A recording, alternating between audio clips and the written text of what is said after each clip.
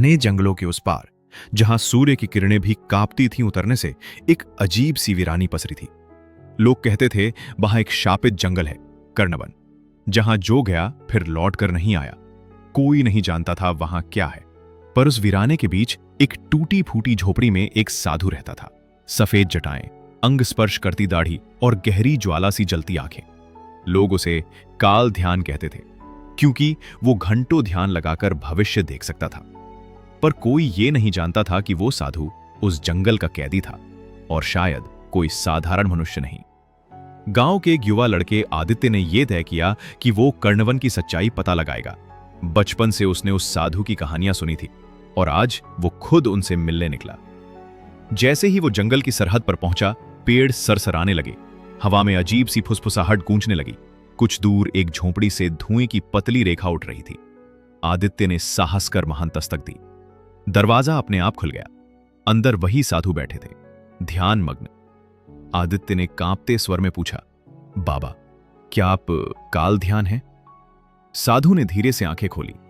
मैं वही हूं जिसने अपनी चेतना समय में बांध दी। तू क्यों आया है पुत्र? मैं इस जंगल का रहस्य जानना चाहता हूं, आदित्य बोला। साधु ने गहरी सांस ली। यह जंगल एक शापित यज्ञ भूमि है। यहां सैकड़ों वर्ष पहले एक राक्षस की आत्मा को बांध दिया गया था। मैं ही उस यज्ञ का रक्षक था, लेकिन एक भूल ने सब नष्ट कर दिया। अब मैं यही रहकर उस आत्मा को जागने से रोकता हूं। क्या मैं आपकी सहायता कर सकता हूं? आदित्य ने पूछा। मुस्कुराया गया। यदि तू सच में साहसी है तो हां, पर याद रख, जो भी इस जंगल में सत्य खोजता है वो खुद को खो देता है। साधु ने आदित्य को एक तांत्रिक माला दी और बोला, रात के तीसरे पहर जंगल के केंद्र में जाना, और जहां रोशनी दिखे वहीं इसे फेंकना, लेकिन पीछे मुड़कर मत देखना। आदित्य ने वैसा ही किया। जैसे ही माला जमीन पर गिरी, जमीन कांपने लगी और चारों तरफ अंधकार गहराने लगा। पीछे से एक गूंजती चीख आई, तूने मुझे मुक्त कर दिया बालक। पर आदित्य ने पीछे नहीं देखा। अचानक सब शांत हो गया।